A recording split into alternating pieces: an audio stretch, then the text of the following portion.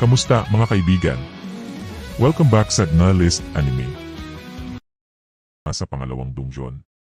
Sinabi ni Song na mas mabuti kung gagawa sila ng estratehiya. Ngunit may isang kasapi ng grupo ang umalis at umaasa sa kanyang bilis upang makatakas na nagresulta sa kanyang kamatayan sa kamay ng estatwa. Nag-aalala si Song tungkol sa intensyon ng estatwa at humiling na ulitin ni Song ang unang utos mula sa scripture.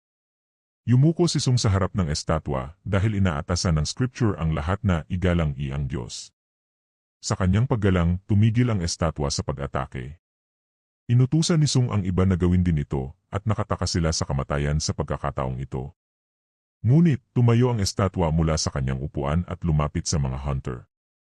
Nagtanong si Song kay Song kung ano ang susunod na hakbang at naalala ni Song ang pangalawang utos tungkol sa pagpuri sa Diyos. Isang lalaking hunter ang nagdasal sa estatwa, ngunit agad itong pinatay.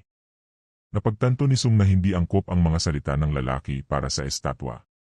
Nagpatuloy ang pag-atake ng estatwa na nag-udyok sa mga bida na tumakas.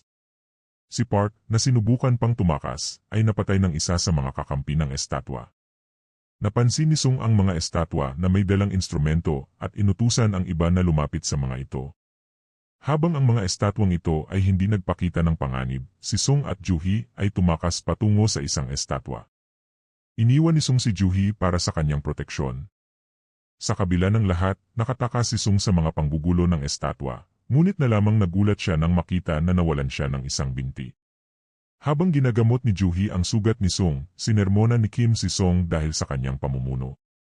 Bigla, ang estatwa ay nagdulot ng pagyanig sa lupa at nagsumo ng altar.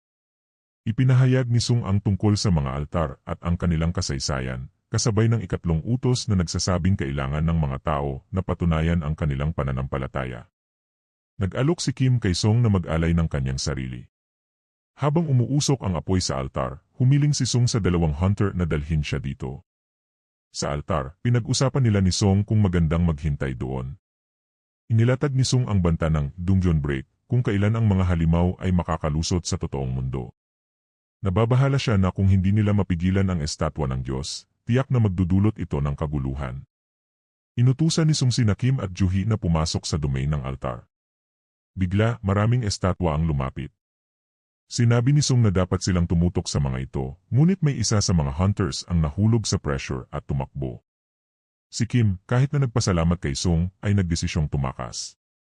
Inutusan ni Song si Juhi na tumakas kasama si Song, ngunit hindi siya makagalaw. Kaya, sa huli, iniwan ni Song si Song na nag-iisa. Dahil dito, nag-alala si Song sa maaaring mangyari. List Anime.